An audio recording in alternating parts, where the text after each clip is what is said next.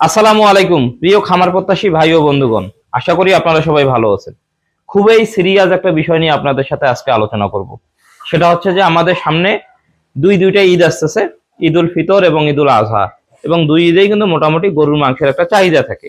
আর আমরা খামারি হিসেবে আমাদের মূলত যেটা ফোকাস থাকে সেটা হচ্ছে দ্রুত আমরা গরু মোটা তাজা করে বিক্রি করব এবং সেখান থেকে লাভ বের করব।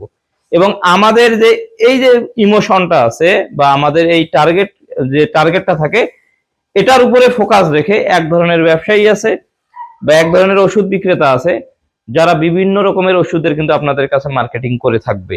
বা আমরা যারা খামারি আছি আমাদেরকে অনেকজনেই অনেক রকম ওষুধের প্রপোজাল দিবে। কিরকম ধরনের ওষুধের প্রপোজাল দিতে পারে সেটা হচ্ছে যে এই ওষুধটা খাওয়ান, দিনে 2 কেজি করে মাংস বাড়বে।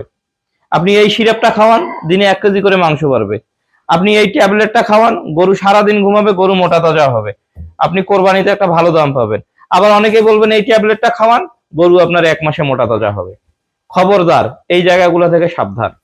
আমি আপনাদেরকে একটা কথা বলে দেই, সেটা হচ্ছে যদি ওষুধ দিয়ে গরু মোটা তাজা হইতো তাহলে আজকে খাবারের দাম এত বেশি হতো না। আজকে আমাদেরকে ভুট্টা 34 টাকা কেজি কেনা লাগতো না। গোটা ভুট্টা 34 টাকা, ভুট্টা গুঁড়া 38 টাকা। চিন্তা করে দেখেন একবার, যদি ওষুধ দিয়ে গরু মোটা তাজা হইতো আজকে গমের ভুসির দাম এত হইতো না। তো মোট কথা, আসলে যতটা সহজভাবে আমরা ওষুধের কথা বিশ্লেষণ করি বা যতটা ওষুধের দেখাই, ওষুধ দিয়ে ততটা কিছুই না। আমি এই জিনিসটা বুঝছি গত 1 বছর পূর্বে। আমি 1 বছর থেকে আমার খামারে গরুকে কোনো ধরনের কোনো ইনজেকশন পুশ করি না। আপনারা যারা আমার খামারে আসছেন আপনারা খুব ভালোভাবেই জানেন। অনেকে হয়তোবা খোঁজাখুঁজিও করে দেখছে আমার খামারে যে ভাই আপনি গরুগুলো মোটা তাজা করতেছেন কি দিয়ে। আমি শুধু বলি যে ভাই আমি গরু মোটা তাজা যে মিক্সার খাবারটা খাওয়াই সেটা দিয়ে মোটা তাজা করতেছি, আর কিচ্ছু দেই না। বলতেছে ভাই ইনজেকশন দেন না। আমি বললাম ভাই ইনজেকশন শুধু ওই ক্ষেত্রেই ব্যবহার করি যেই গরুগুলো অতিরিক্ত দুর্বল। শুধুমাত্র আমি ওই গরুগুলোর ক্ষেত্রে ভিটামিন ইনজেকশন গুলো ব্যবহার করে থাকি। আদারওয়াইজ আমি আমার খামারে অন্যান্য যে গরুগুলো আছে প্রতিটা গরুকে শুধুমাত্র এই যে খড়গুলো দেখতে পাচ্ছেন এই খড় এবং মিক্সার খাওয়াই। আমি কোনো ধরনের কোনো ভিটামিন ইনজেকশন ব্যবহার করি না। এখন আপনারা আমাকে এটা বলতে পারেন যে ভাই তাহলে কি ভিটামিন ইনজেকশন আমি ব্যবহার করব না? এটা আমি আপনাদেরকে কখনো সরাসরি না বলবো না। যদি আপনাদের খাবারের উপর কনফিডেন্স থাকে তাহলে দরকার নাই। যদি আপনার গরু পুরোপুরি সুস্থ থাকে তাহলে আপনার ইনজেকশন গুলোর দরকার নেই। অনেকেই দেখি সার থেকে শুরু করে বলদ গাভী সব গরুকে শুধু সমানে ইনজেকশন দিয়ে যায়। মানে ইনজেকশন বাবা হয়ে গেছি আমরা, যে ইনজেকশন দিতেই হবে, ইনজেকশন ছাড়া গরু মোটা তাজা হবে না। এরকম একটা জিনিস কিন্তু আমাদের মাথায় ঢুকে গেছে। এখান থেকে বের হয়ে আসতে হবে। ভালো মানের খাবার তৈরি করেন, এগুলো কিচ্ছু লাগবে না।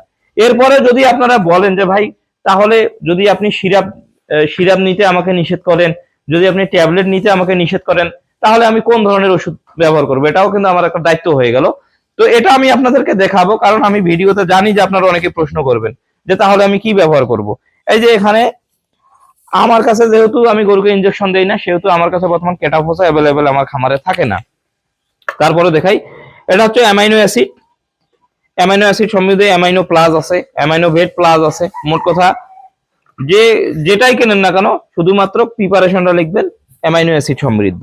এরপরে ভিটামিন AD3E গ্রুপের যে ওষুধটা আছে, যেমন ভিটা AD3, ঠিক আছে, ভিটা ADE গ্রুপে যেমন রেনাসল AD3, এগুলো ব্যবহার করতে পারেন।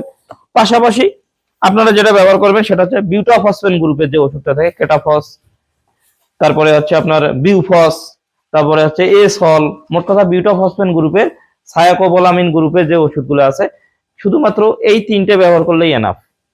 এখান থেকে চাইলে আপনারা যে কোনো একটা মাইনাসও করে দিতে পারেন। কেটাফসটাকে ফিক্সড রেখে ওই দুইটার ভিতর হয় অ্যামাইনো অথবা হয় রেনাসল AD3, এগুলো যে কোনো একটা ব্যবহার করলেও হয়ে যায়।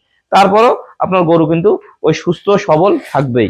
মোট কথা আমি যে এটাই বুঝাতে চাচ্ছি, গরুকে ভালো মানের খাবার খাওয়ান, গরু আপনার এমনি নির্দিষ্ট সময় হয়ে যাবে। আর এমনিতে যে গরু দ্রুত মোটা তাজা করার জন্য যে আমরা ওষুধপাতির উপর দৌড়াদৌড়ি করবো, এগুলো অযথা, এগুলো বৃথা দৌড়াদৌড়ি হবে। তো আশা করি বুঝতে পারছেন। ধন্যবাদ সবাইকে। আসসালামু আলাইকুম।